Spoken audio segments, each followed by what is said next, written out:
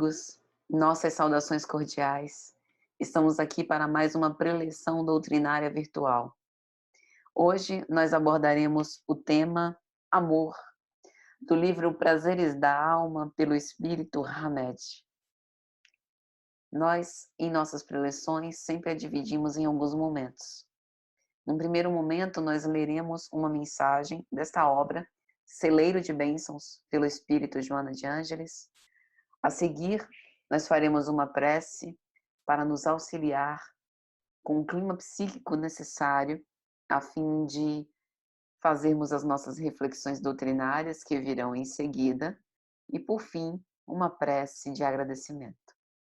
Dito isso, então, vamos começar pedindo aos benfeitores espirituais, aos espíritos amigos que nos acompanham, que nos assessoram, que nos inspirem e intuam, para que possamos escolher uma mensagem que nos auxilie a todos para as reflexões deste momento. Capítulo 33 da obra Celeiro de Bênçãos, pelo Espírito Joana de Ângeles, psicografia de Divaldo Pereira Franco. Incerteza e descrença. Expressiva a diferença entre a dúvida honesta e a incerteza sistemática. A primeira desaparece ante a linguagem evidente do fato, constituindo-se segurança desta ou daquela qualidade. A segunda, entranhada na tecelagem íntima do caráter que investiga, transfere-se, muda de situação e insiste, depreciativo. A dúvida não anula a fé, antes atesta-lhe a débil presença, enquanto a incerteza mórbida despoja a crença das qualidades que a legitimam. Por um natural processo de transferência psicológica, o homem sempre supõe no outro o que lhe é familiar, o de quanto é capaz. Desde que lhe parece factível ludibriar e mentir, em toda parte e em qualquer pessoa, vê-se refletido, facultando-se atormentar pelo espinho da descrença. Tais pessoas, as que descreem, por hábito, nas amizades sentem-se marginalizadas, nas afeições consideram-se traídas, nos negócios supõem-se ludibriadas, na vida social acreditam-se subestimadas, na fé religiosa receiam ser enganadas. Fazem-se fiscais do próximo, impenitentes, às vezes sorrindo, sob falsa superioridade, com que ferem, desatentos todos por saberem-se rudes em rudes conflitos. Também as há nas lides espiritistas. Atormentam-se e atormentam. Aparentam uma retidão que sabem frágil, banindo a lide uma fraternidade, por desejarem impor-se sempre. No conceito de tais atribulados espíritos, todos estão em erro, menos eles. Ocorre que consideram o próximo conforme se consideram. No fundo, não encontraram deficiências nos a quem acusam. Ao contrário, gostariam de descobrir-lhes as imperfeições a fim de se darem por compensados ante a própria pequenez. Não entres em litígio com eles. Descarta-te gentilmente, se não puderes fazer outra coisa. Não te envolvas, porém. Nutrindo sentimentos de surda animosidade, que conscientemente desconhecem, são demolidores, fácil interfone para cruéis perturbadores desencarnados. Judas, que se enganou no torvelinho de contínuas e infelizes incertezas e suspeitas, não era estranho ao grupo galileu.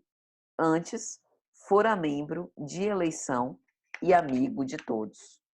Perdoa de tua parte aqueles que de ti duvidam e te desconsideram, descreem-te e amarguram-te as horas, porquanto da mesma forma como darás conta da tua administração, também eles serão examinados e considerados com o mesmo rigor com que se houverem em relação ao próximo. De tua parte, ama e confia, porque, em verdade, quem erra, mente ou trai, a si próprio prejudica. Muito bacana essa mensagem de Joana de Ângeles, nesse contexto que a gente está vivendo e na palestra de hoje que será sobre o amor. Porque, de fato, nós não podemos desconsiderar as perturbações espirituais e, por isso mesmo, o assédio, o que exige de nós a contínua vigilância dos pensamentos, para que a gente se furte das discussões, das dissensões estéreis e se mantenha nos propósitos do bem, utilizando o nosso tempo da melhor forma possível para que a gente possa se conectar com o divino, né? Se conectar com a espiritualidade, para que a gente tenha mais recursos para enfrentar esse desafio coletivo com mais coragem, perseverança e esperança em nossos corações. Então, meus amigos, vamos orar.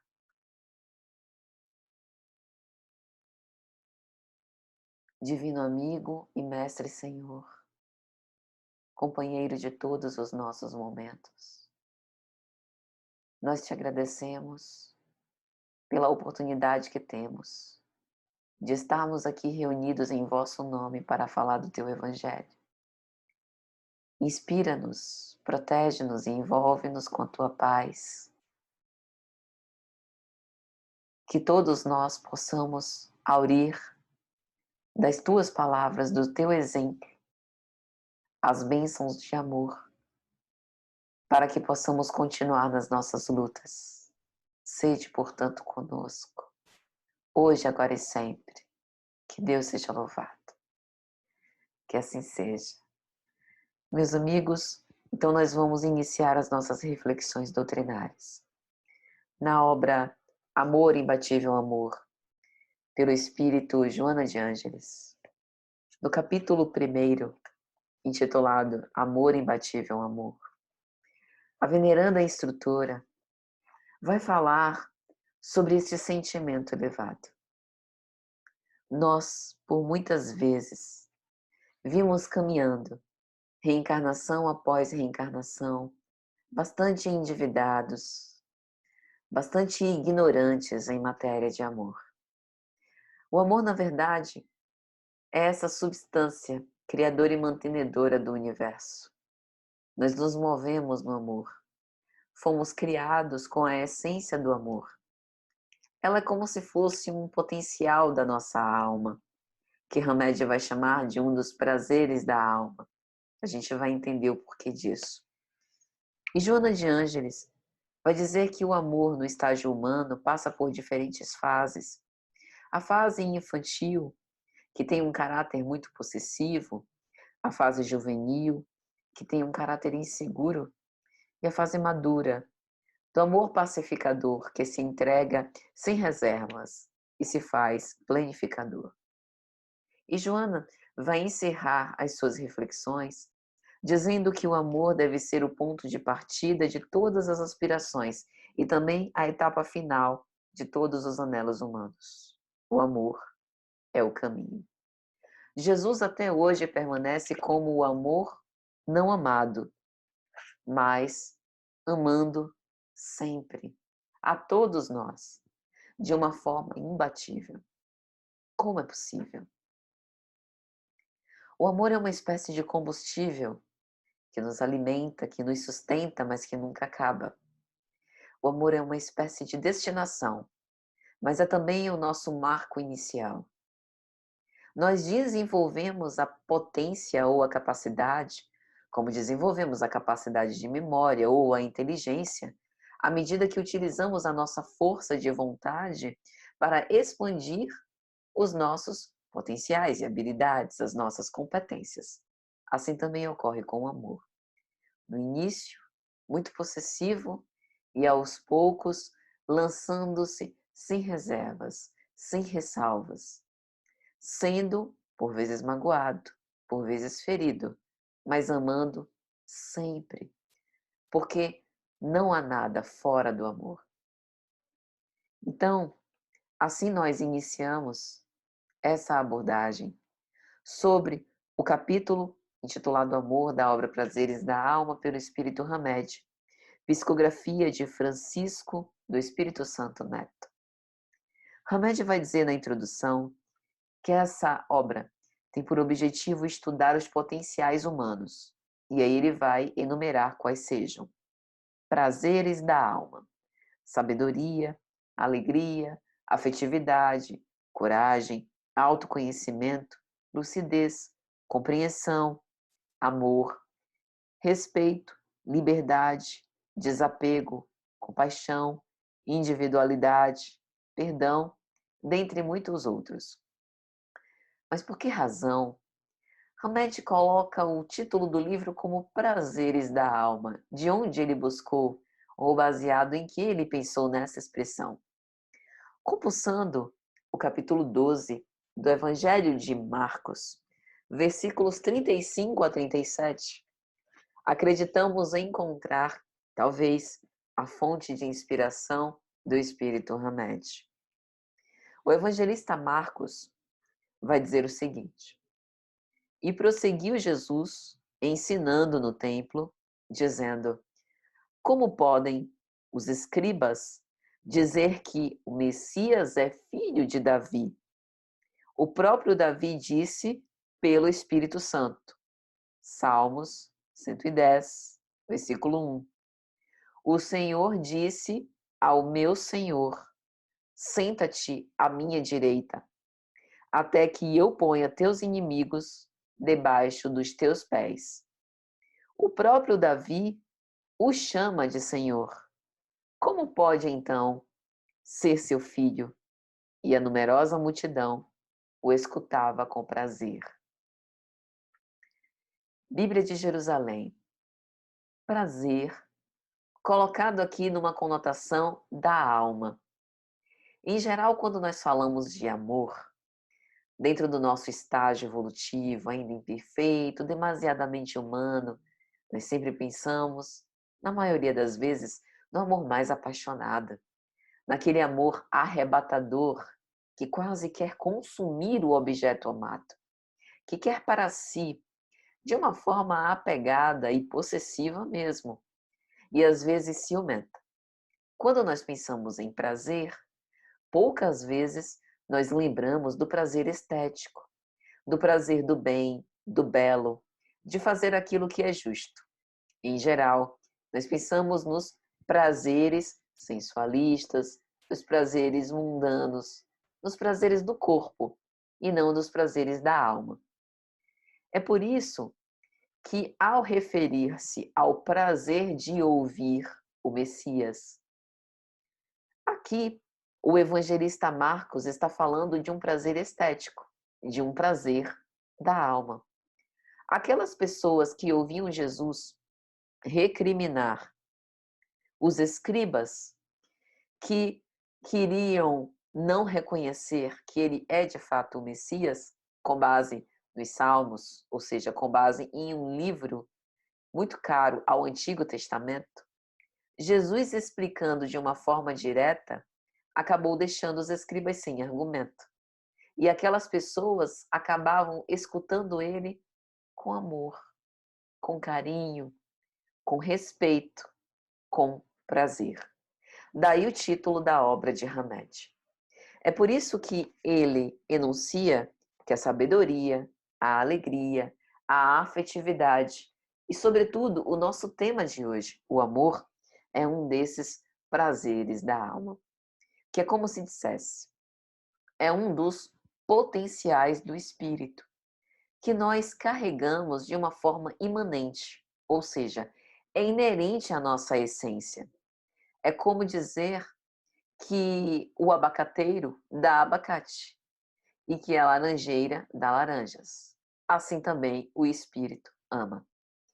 Mas aí a gente poderia pensar, mas se o espírito ama como uma característica imanente, por que tem pessoas que odeiam? Por que tem pessoas que são tão cruéis, que são tão perversas? Por que há pessoas que são tão injustas, que são tão maldosas? Por que há pessoas que se furtam de fazer o bem? Não é que a essência delas seja diferente da essência dos ditos bons. Quando nós vemos essas pessoas que não merecem o nosso amor, são as que mais precisam dele. São aquelas que, por ignorância, ainda não reconheceram a qualidade de amar, ainda não se deram conta do próprio potencial dentro de si mesmas.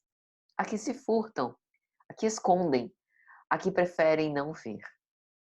E então, nós percebemos que essa potencialidade sempre esteve no nosso íntimo, à nossa disposição, para que nós pudéssemos desenvolvê-la e fazê-la brilhar cada vez mais. É por isso que Hamed vai dizer que o amor desenvolve as nossas próprias características pessoais, porque feliz é aquele que ama. O amor aos nossos inimigos é sempre um tema muito difícil, doloroso, porque é um tipo de amor que, além da gente não ter reconhecimento, é um amor incondicional que nos fere, que nos magoa. Quem se sentiria em paz ao saber que convive com alguém que nos detesta, que não gosta da nossa presença, que sente repugnância por nós, pela nossa imagem, pelo nosso modo de ser? É difícil se sentir confortável numa situação dessa. Mas funciona melhor se nós entendermos que essa condição de ódio não é ausência de amor, mas enfermidade de amor. É como se aquela pessoa preferisse a doença ao estado saudável, como se ela ainda não fosse capaz de utilizar todas essas suas reservas internas para fazer com que este amor fosse vivido de uma forma mais estuante. E ela só pode aprender com quem ama. Porque convivendo com quem odeia, ela só pode reforçar essa sua enfermidade. É como alguém que está doente e não toma os cuidados, seja porque não pode, seja porque não quer, os cuidados necessários para a própria saúde. Ela não pode se curar. E aí Hamed diz ainda que o amor proporciona vontade própria e independência. Cada vez que a gente ama, e que a gente ama com mais força, mais a gente se sente livre. Por isso que Carl Gustav Jung dizia que o amor anda na contramão da posse, que onde há desejo de poder não pode haver amor, porque um é o contrário do outro. Por que que isso ocorre? Isso ocorre por uma característica muito simples, uma razão muito simples. O amor liberta, porque o amor é o desejo do bem do outro. Então, eu não posso me sentir bem com o fato de que aquele que eu amo precise ficar aprisionado para que eu possa desfrutar da sua companhia. Assim, ele já não está mais feliz. E desse modo, eu já não respeito a vontade e o livre-arbítrio dele de permanecer ao meu lado porque ele quer. E assim, essa pessoa permanece ao meu lado não necessariamente porque ela deseja, mas porque eu a constranjo a ficar comigo. Há também o caso de relações algo tumultuadas, em que a pessoa quer estar ao meu lado e depois quer sair, e ter relações com outras pessoas, desprezando o meu afeto legítimo, o meu afeto em que eu dou, em que eu me entrego sem ressalvas. Nem todo mundo tem condições de viver esse tipo de amor. Porque num relacionamento, pensemos, por exemplo, num relacionamento conjugal, quando nós optamos por instituir a célula do lar, nós pensamos numa colaboração mútua para a formação da psicosfera desse lar, que mais tarde irá receber os espíritos que voltarão à Terra para reencarnar no nosso seio e que nós seremos encarregados, responsáveis de os encaminhar. Como é que nós podemos estabelecer, como diz Jesus, a nossa casa sobre a rocha, se o amor não foi colocado como bases fortes, se o desrespeito, se a violência, ainda está presente nessa célula familiar. Se eu não dou ao outro a liberdade com responsabilidade, para que ele possa assumir os deveres e honrar aquele vínculo que nós temos. Então, a pretexto da liberdade, nós não podemos depor contra o amor. Amor também é compromisso, é responsabilidade assumida junto com os corações nos quais eu depositei as expectativas de afeto. Responsabilidade afetiva é algo importantíssimo que nós não podemos desmerecer nem desconsiderar. Então é por isso que Hamed vai dizer que o amor predispõe ao crescimento interior. E aí nós temos condições e resistências muito particulares para viver esse amor. Em toda relação, a gente sempre deve se perguntar: será que nessa relação eu sou capaz de crescer? Se sim, eu estou agindo com amor próprio. Mas é lógico que tem coisas que a gente não suporta.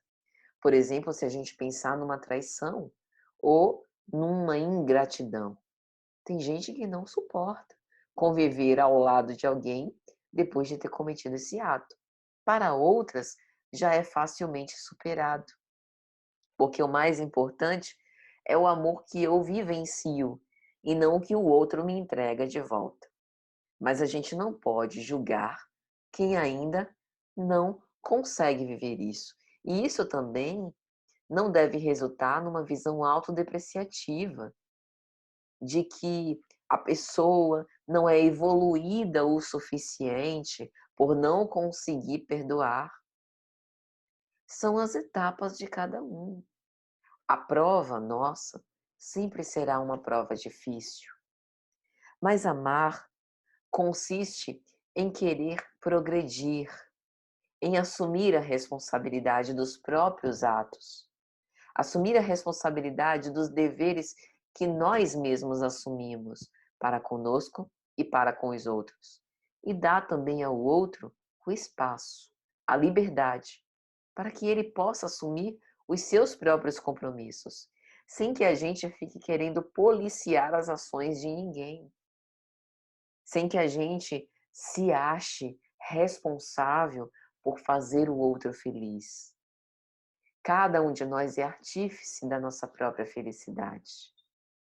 Amando, a gente percebe isso de uma forma mais clara. Então é por isso que Hamed vai dizer que quem ama é flexível. Flexível no sentido de abrir mão da ilusão para possuir a verdade. Nenhum de nós é detentor de toda a verdade. Nós carregamos apenas impressões parciais, impressões particulares de uma verdade absoluta que nenhum de nós ainda é capaz de defrontar. Mas ser flexível significa adaptar-se. Veja como essa pandemia nos dá a oportunidade de viver o amor, de ser flexíveis. Aquilo que nós acreditávamos que era prioridade, hoje já não é mais. O que a gente achava que não poderia viver sem, hoje a gente já reconsidera. Os vínculos que nós achávamos, né, que nós estávamos envolvidos por um véu de ilusão, hoje o véu de ilusão caiu na convivência.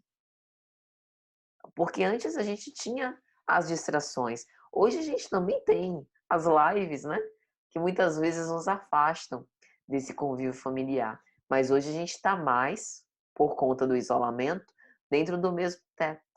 E por que algumas pessoas não estão suportando mais o isolamento? Às vezes não é só pelo fato de ter que sair de casa, mas às vezes é porque sair de casa é também uma fuga. Então a gente precisa entender que a vida nos oferta experiências para que a gente possa se adaptar. Porque à medida que a gente se adapta, a gente vai progredindo, a gente vai entendendo, compreendendo, desenvolvendo virtudes. Esses potenciais da alma ou prazeres da alma, como coloca Hamed. E assim, ser flexível significa abrir mão de algumas coisas para ter outras. Abrir mão do que é perecível para conquistar o que é imperecível. Fechar os olhos para o que não é essencial e abrir os olhos para o que é essencial. E o que é essencial só nós sabemos. Porque é uma realidade interior individual, particular. Então, Hamed vai dizer: a mais grave das privações humanas é a privação de amar. E quem é que nos priva de amar? Nós mesmos nos privamos. Quando nós temos as desilusões amorosas, as frustrações, quando nós somos traídos, magoados, quando nós somos pagos pela violência, tudo isso nos deixa muito tristes. E há um ponto de desistir. Mas nós não devemos fazer isso conosco, desistir de amar. Porque o benefício é para nós que amamos. Nós não podemos nos privar desse que é um benefício. Amar com clareza e honestidade. Amar porque eu quero. Amar porque eu decidi. Porque a gente também decide amar. Se a gente quiser, a gente pode viver a vida toda convivendo com os familiares que a gente diz que são difíceis, insuportáveis, intoleráveis. E aí a gente vive a vida inteira só encontrando os defeitos. A gente vai ficar hábil em listar defeitos do outro. E as nossas conversas vão se transformar num debate em que um vai querer jogar para o outro os defeitos e as imperfeições que ainda conserva. Mas a gente pode escolher algo diferente. A gente pode escolher não é ficar cego para os defeitos, enxergar ainda as imperfeições, mas enxergar também aquilo que o outro tem de melhor para nos mostrar. A gente pode optar por conservar uma visão otimista. A visão otimista não é cega, ela reconhece a realidade, mas prefere se fixar naquilo que há de melhor. Se o outro não faz, por exemplo, declarações de afeto por mim, eu também não faço. Se o outro não me paparica, eu também não paparico. Se o outro não faz, eu também não faço. Esse parece mais um amor de revanche do que um amor sincero, do que um amor legítimo. Se o outro não faz, eu faço. Se passou uma data comemorativa e o outro não lembrou, eu lembro. Se o outro não me convidou, eu convido. Patrícia, mas isso é ser muito besta, né? Não é assim que a nossa sociedade diz? Isso é ser muito bonzinho. Ser bonzinho demais não presta. Não é isso que a gente ouve por aí? Minha gente, a nossa sociedade de cegos guiando outros cegos. Nós precisamos ouvir essas coisas que fazem parte do senso comum com análise, utilizando a inteligência, raciocinando, utilizando a razão. Faz sentido isso? À luz do que a gente conhece dos ensinamentos de Jesus, nós somos aprendizes do Evangelho. O conhecimento que a gente tem é privilegiado. Jesus alguma vez recuou de fazer o bem, de distribuir amor por conta de reciprocidade? É isso mesmo, gente. Jesus ama até hoje da forma mais desprovida, desapegada, da forma mais indescritível possível, sem buscar retribuição, sem querer ser compreendido. Ama porque ama. E a gente ainda repete, nós espíritas cristãos, que ser muito bonzinho é ruim? Não pode. É bem verdade que tem coisas que a gente ainda não consegue fazer. Eu reconheço. Amar como Jesus amou é meta. Talvez a gente ainda não tenha atingido a meta. Muito provavelmente não. Mas é meta. E a gente vai se aproximando muito pouco a pouco. Se a gente não tem um objetivo traçado, o que será de nós? Precisamos confiar mais em nós mesmos e nos dedicar mais a este amor. Tem um momento que Hamed vai dizer: é complicado viver afastados uns dos outros. Parece até que ele estava prevendo a pandemia. Mas esse viver afastado uns dos outros, há muitas interpretações por isso.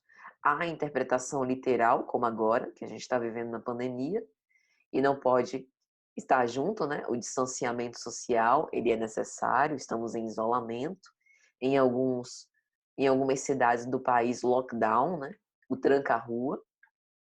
Mas a gente também pode viver afastado uns dos outros na mesma casa. Às vezes é caridade, porque a pessoa está tão desnorteada, desarvorada, que se a gente chegar perto, ela já se irrita. Então, às vezes, é melhor manter o distanciamento social dentro de casa. Mas isso não deve ser pretexto para a indiferença, para o desprezo. Às vezes, a gente se mantém afastado na mesma crença.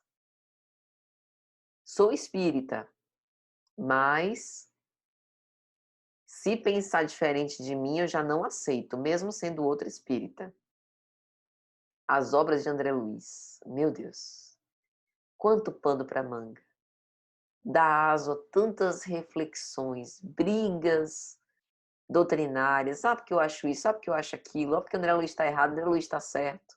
Ah, porque esse instrutor, esse nome é falso, essa pessoa não existe. Tanta discussão. E aí a gente fica se perguntando, e o teor moral? A filosofia, a essência do ensino. Porque quem lê André Luiz e acha que André Luiz está falando só, né, dos cenários do além-túmulo, de colônias espirituais, André Luiz está falando de Jesus. André Luiz está falando de evangelho. André Luiz está falando de convivência, de relacionamento, de experiência humana. Está falando de conflito. Está falando de amor.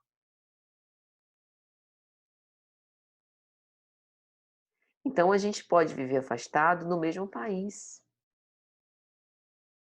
Olha a situação que a gente está vivendo. Eu não quero fazer nenhuma abordagem política aqui. Mas nessa situação que a gente está vivendo, olha para os governantes, quantas opiniões diversas. Eu não vou aqui me posicionar nem a um lado nem ao outro. Eu só quero aqui constatar que dentro de um mesmo país há uma diversidade de opiniões, porque os seres humanos são diversos. Mas nós temos o Evangelho. É o Evangelho que nos une. E é por isso que no sermão escatológico, Jesus disse: e o Evangelho do Reino será proclamado entre as nações. Aqui falando sobre sair dos limites mesmo das nações e então virá o fim. É o que a gente está vivendo. Esse evangelho, que evangelho? O espiritismo? Não. O evangelho, a essência do amor, a essência da fraternidade, a essência da solidariedade, a essência das bem-aventuranças, da mansuetude, da pacificação. Essa é a essência do evangelho. Está sendo proclamada. E isso nos une. Quebrar a distância, também a gente tem muitas conotações. Como é que a gente quebra as distâncias? Amando, estabelecendo vínculos duradouros, sendo bem relacionado. A gente não precisa propriamente ter vínculos muito profundos, mas às vezes tratar os outros com benevolência já é o necessário para a gente manter uma boa relação com todos. a gente pode pensar sobre as nossas resistências individuais, porque para nós, às vezes, passar por uma intriga ou conviver com alguém ríspido é insuportável. Para outras pessoas, ela já consegue superar aquilo e ver outras virtudes em uma pessoa assim. Mas para quebrar a distância, a gente precisa privilegiar. É como se a gente fosse por etapas. O mais próximo primeiro e depois todo o próximo que a gente encontrar. Ou seja, o que a gente pode fazer dentro das condições que nós fomos colocados e se esforçando sempre para mais fazer. Então, o amor é esse potencial, como vai dizer Hamed, esse potencial imanente no ser humano. Ou seja, ele é inerente, faz parte da nossa essência. O tempo, ele vai passar de todo modo, mas nós precisamos aproveitar esse tempo para fazer desenvolver isso como uma potência, como uma capacidade, uma habilidade. Gilberto Gil tem uma música chamada Refazenda. E tem um trecho da música que ele diz assim: enquanto o tempo não trouxer teu abacate, amanhecerá tomate e anoitecerá mamão. E eu achei muito precioso, né? Essa poesia, muito preciosa essa poesia de Gilberto Gil. Ou seja, ele está falando que abacateiro dá abacate, tomateiro dá tomate e mamoeiro dá mamão. Cada um de nós damos aquilo que é da nossa natureza. E a nossa natureza é o amor. Por que a gente ainda está entregando fruto podre de outro modo, né? Numa linguagem simbólica? Se a gente pode entregar o fruto sadio, aí a gente sabe. Porque nós ainda conservamos as nossas imperfeições, as nossas impurezas, as necessidades de melhoria, e isso é compreensível. Mas a gente também tem que se esforçar para que o nosso fruto seja sadio. E isso é com o tempo, porque o abacateiro leva um tempo para dar o seu fruto. Mas enquanto ele não chega, o tomateiro dá tomate e o mamoeiro dá mamão. Ou seja, enquanto a gente não vive esse amor completamente incondicional, a gente vai ficar com fome ou vai apreciar o tomate e o mamão? A gente precisa continuar dando frutos, mesmo que venha com alguns bichinhos, mesmo que precise cortar uma parte para aproveitar a outra, a gente precisa continuar. Sabedoria de Gilberto Gil. Então, minha gente, esse amor, ele tem que ser despertado, desenvolvido com uma inteligência. E um dia, vai dizer Hamed, amar será tão fácil quanto respirar. Tudo é a prática. E, para nós ficarmos hábeis, nós precisamos nos colocar à prova. Precisamos experimentar. Amar não é possuir. Amar não é satisfazer todas as vontades. Amar muitas vezes é dizer não, principalmente na nossa relação com os nossos filhos. Amar é desejar o bem, ainda que o bem do outro não seja estar ao meu lado, ainda que o bem do outro não seja estar na minha presença. Amar é orar pelo outro, a fim de que as vibrações mais puras recaiam sobre ele, para que o desejo dele seja realizado, se assim for da vontade de Deus. Amar é um ato de grande desinteresse pessoal.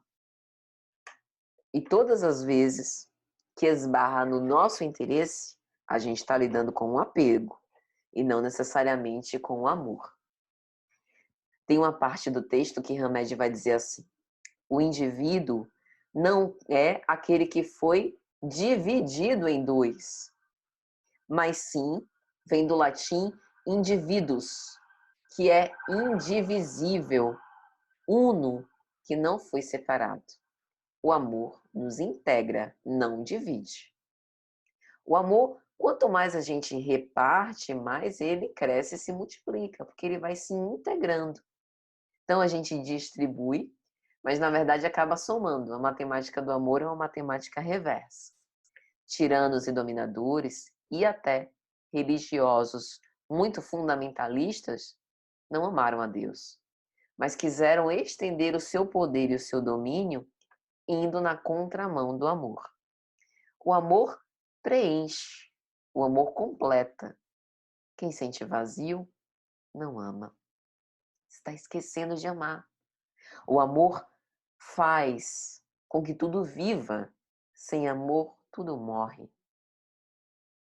Na primeira epístola de São João, capítulo 4, versículo 16, ele vai dizer: assim conhecemos o amor que Deus tem por nós e confiamos nesse amor. Deus é amor. Todo aquele que permanece no amor, permanece em Deus e Deus nele. Deus está em tudo, dentro e fora de nós. Somos nós que, por vezes, não conseguimos sentir-lhe a presença. Se Deus é amor, toda vez que nós amamos, nós adivinhamos a vontade de Deus.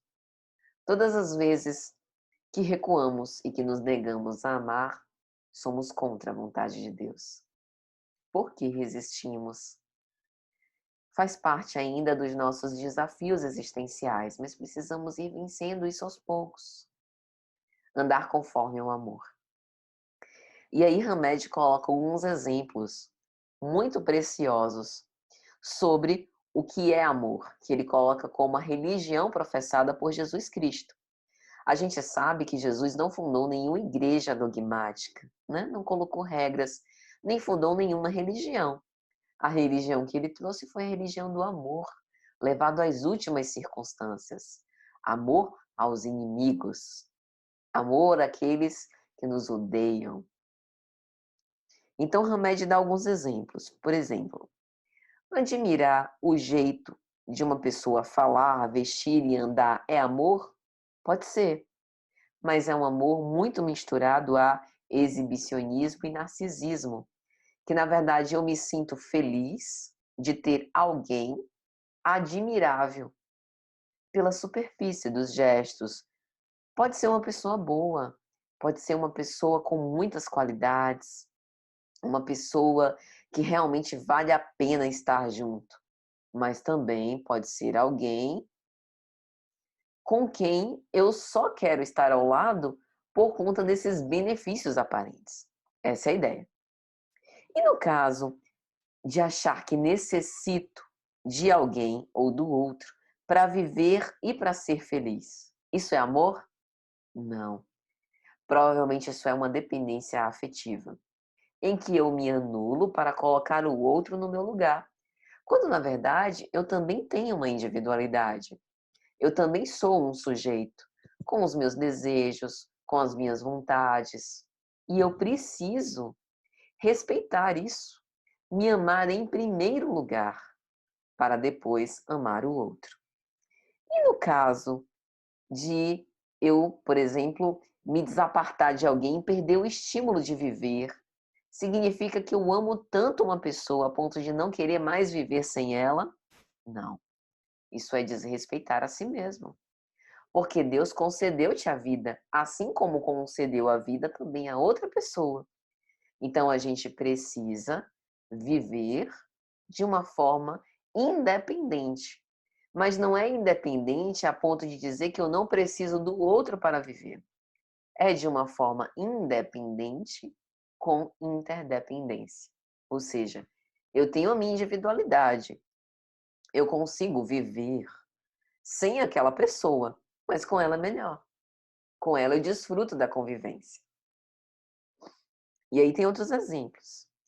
E se eu quiser ter o controle sobre o outro, sobre o que ele faz, sobre o que ele deseja, sobre o que ele opina, sobre as convicções dele, se eu não respeito esse amor, é mais egoísmo e possessividade do que propriamente amor. E se eu discuto banalidades, se eu retruco as ofensas, isso pode ser considerado amor? Pode ser uma insatisfação afetiva que eu estou dizendo que é amor. Esse amor de briga pode ser mais desejo do que amor. Então, gente, veja só.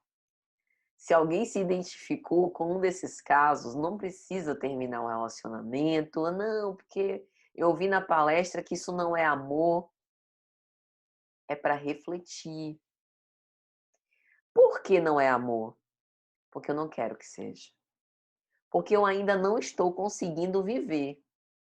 Mas a gente vai chegar lá? Vai. Vai. É assim que a gente vai experimentando. Mas a gente precisa ilustrar esses exemplos e ter esses exemplos claros, né, na nossa memória, na nossa lembrança, justamente para que a gente se inspire a viver um amor mais puro, a melhorar essa dose, esse exercício, esse potencial que está aqui para ser desenvolvido. E aí, na questão 939 de O Livro dos Espíritos, eu acho importante a gente comentar uniões antipáticas. Kardec pergunta assim: uma vez que os espíritos simpáticos são induzidos a se unir, como é que entre os encarnados, frequentemente só de um lado há afeição, e que o mais sincero amor se vê acolhido com indiferença e até com repulsa? Como é, além disso, que a mais viva afeição de dois seres pode se mudar em antipatia e mesmo em ódio? Olha que pergunta de Kardec. E a resposta dos espíritos é muito completa, né? E aí envolve gênero de provas, livre-arbítrio, envolve muita coisa. Mas tem um trecho da resposta que eu acho que vale a pena a gente refletir aqui. Eles dizem: há duas espécies de afeição, a do corpo e a da alma. Acontece com frequência tomar-se uma pela outra. Quando pura e simpática, a afeição da alma é duradoura. Quando efêmera, é a afeição do corpo. Daí vem que muitas vezes os que julgavam se amar com eterno amor passam a se odiar, desde que a ilusão se desfaça. Quantos casos, né? De crimes ocorridos entre pessoas que diziam se amar. Meu Deus, mas, né, fulano e cicrano viviam juntos, pareciam tão bem, de repente tudo acabou. O que será que aconteceu? Né? Às vezes, por um lado, havia uma afeição legítima, pelo outro, não. Às vezes há um grau de imaturidade psicológica muito grande que não consegue perceber a profundidade do vínculo, a importância dele, que não consegue levar à frente o dever assumido com responsabilidade. Vai aprender com o tempo. Então, minha gente, amar é, antes de tudo, respeitar. Sem respeito não há amor. Se eu não sou capaz de respeitar as convicções do outro, eu ainda não estou amando. Então eu preciso observar isso. Amar é responsabilizar-se pelas emoções que eu causo nos outros, pelas expectativas que eu deposito. Eu não posso sair por aí dizendo que amo todo mundo sem que isso seja verdade. Imagina os danos que eu vou gerando nos corações. Amar é conhecer-se e reconhecer-se. Olhar-se com verdade. As coisas que eu já tenho de bom e que eu tenho de ruim, que eu preciso transformar. E amar, sobretudo, é ter misericórdia. Porque quando a gente se respeita, é responsável para conosco, e quando a gente se conhece, é muito mais fácil se colocar no lugar do outro. E amar de uma forma muito mais ampla e significativa. Amar é prática. Então, estamos todos com este convite. Vamos amar? Para desenvolver esse grande prazer da alma? Eu advirto: amar dói. Dói muito. Mas vale a pena. E aí eu gostaria de encerrar mais uma vez com Joana de Ângeles. Voltando para o capítulo 1.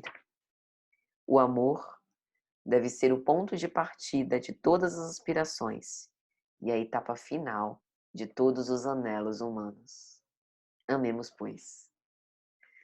Meus amigos, eu espero que de coração tenha sido útil, que vocês tenham gostado, que a mensagem tenha sido clara.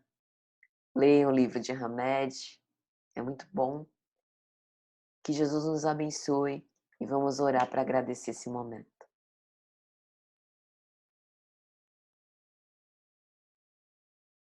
Amado Pai, Senhor, te agradecemos pelas bênçãos derramadas, pelos ensinamentos. Ensina-nos com o vosso exemplo, marcado na nossa mente, a amar sempre e cada vez melhor. Que o Senhor nos inspire, nos proteja, nos guarde e nos envolva com a vossa santa e divina paz. Pai nosso, que estais nos céus, santificado seja o vosso nome. Venha a nós o vosso reino. Seja feita a vossa vontade, assim na terra como nos céus. O pão nosso de cada dia nos dai hoje. Perdoai as nossas dívidas, assim como nós perdoamos aos nossos devedores.